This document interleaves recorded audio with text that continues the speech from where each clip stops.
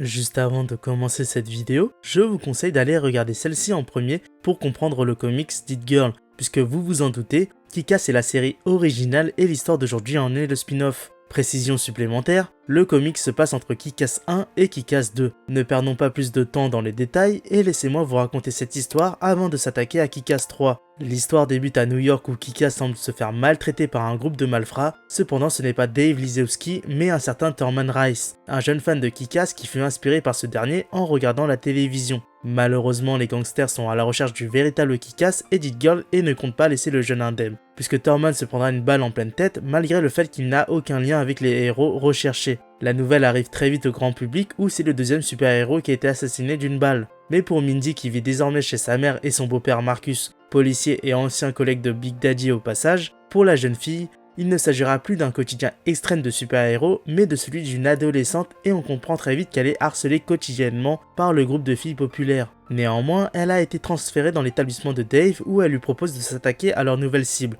Ralphie Genovese, oncle de Red Mist. Dirigeant de 5 familles de gangs et particularités supplémentaires, il vit en prison où il a passé tellement de temps là-bas qu'il ne saurait imaginer la vie à l'extérieur. Pour Mindy, c'est le méchant de cette histoire, même si Dave préférait s'attaquer à quelqu'un de plus faible, et pourtant, notre protagoniste a plus d'une centaine de victimes, maîtrise parfaitement les armes à feu, s'adapte aux situations impossibles, elle ne sait pas comment faire avec un groupe de filles qui la harcèlent quotidiennement. Pour ce qui est du grand méchant, son objectif est de retrouver Kick-Ass et de le questionner personnellement. Particularité supplémentaire, il semble ne pas partager l'esprit de bonté qu'avait son frère qui a été l'assassin de Big Daddy. Pour ce qui est de Kick-Ass, il rejoint Hit Girl à leur QG pour un marché entre les deux, Dave deviendra le Robin de Mindy et inversement, la protagoniste apprendra à devenir normale. Pour ce qui est de Red Mist, il squatte la maison de sa mère dans le but de créer son propre gang, venger la mort de son père et montrer à son oncle qu'il est un chef dans l'âme. Et pour ça, il va commettre le tout premier super crime. Mais avant de le voir en action, nos deux héros vont s'entraîner. Par exemple, ils vont s'habiller en personnes ultra riches pour attirer les voleurs, puis leur casser la gueule dans des ruelles sombres, sauter depuis un immeuble, et pour Mindy, elle va comprendre que l'état d'esprit qu'elle doit avoir à l'école,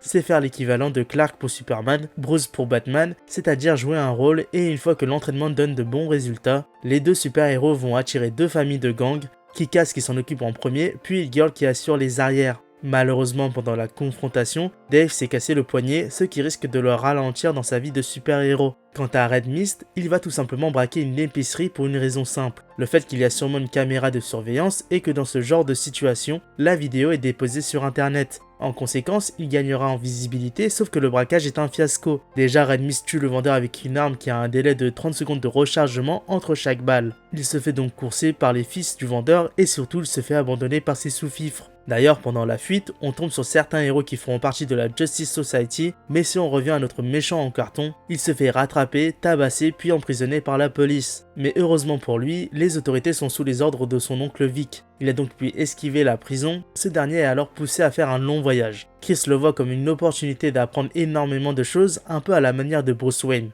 Comme ça, quand il reviendra, il pourra se venger de Kick-Ass. Pour ce qui est de Mindy, c'est le grand jour puisqu'elle va enfin tenter de se rapprocher du groupe de filles populaires. Soit le même qui la harcèle, maquillage, vêtements et sujets de conversation ne suffiront pas malheureusement. Puisque Debbie, la leaduse, est une véritable vipère, ce qui va progressivement mettre en colère Mindy. Événement supplémentaire, Dave va officiellement fracturer sa main, ce qui l'empêche de tout faire, y compris continuer sa vie de super-héros, alors que c'était une journée très importante, puisqu'il y a une réunion entre plusieurs mafieux. Mindy pète finalement un câble, puisqu'elle va taser Debbie et la forcer à rester tranquille. Pour ce faire, elle va la suspendre au-dessus d'une benne à ordures et la menace de la jeter dedans tous les jours si elle reprend ses mauvaises manières. Au même moment, la mère de Mindy reçoit par courrier 3 balles dont chacune est inscrite maman, papa et fille. C'est donc ici une menace directement à la vie de cette famille, ce qui va rendre fou Marcus qui ira même poser des questions à son supérieur, soit l'oncle Vic. Du coup, dans la soirée, Hit Girl se dirige vers les mafieux et rate son entrée puisqu'elle sera à la merci de ses ennemis. Cependant, vous connaissez un peu le personnage, elle se débrouille extrêmement bien, mais la vraie problématique de cette soirée,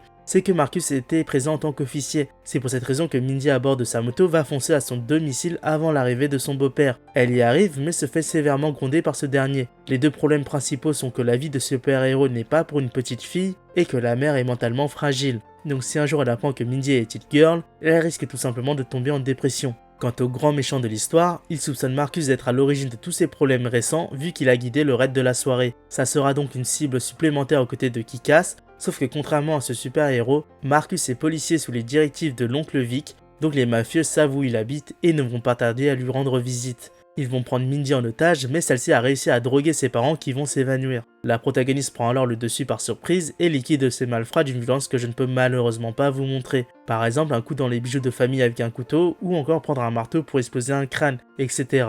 Alors que le combat se termine, Big Daddy apparaît et lui explique une chose. La bataille n'est pas terminée puisque cette famille a quand même reçu 3 balles les menaçant ou que la police est de mèche avec les mafieux. Le défunt pousse alors sa fille à éradiquer la vermine, c'est ce qu'elle va faire pendant des semaines avec des meurtres originaux jusqu'au tour de Ralphie avec une balle en pleine tête. Elle s'occupe en même temps de tous les condamnés à mort dans la prison. Mais pour ce qui est de l'attaque, Marcus recevra une médaille pour avoir réussi à défendre sa famille contre 4 agresseurs armés, mais c'est surtout pour Mindy l'occasion de comprendre que sa mère est très fragile mentalement et qu'elle ne devra jamais apprendre son passé d'Hit Girl. Pour ce qui est de Red Mist, il s'entraîne depuis plusieurs mois devant des maîtres Shaolin qui lui volent son argent depuis le début, mais il comprend que c'est plus facile d'engager du monde pour tuer Kick-Ass et Hit-Girl que de le faire lui-même. D'ailleurs pour ces derniers, Mindy annonce à Dave sa retraite de super-héros, elle le fait pour sa mère malgré que ça lui manque. Cependant, elle n'a jamais dit qu'elle ne pouvait pas entraîner les autres super-héros. Pour ce qui est de Chris, alors qu'il est en pleine session de drogue, il se rappelle de tout et donc de la réelle identité de Kick-Ass, soit Dave Lizowski.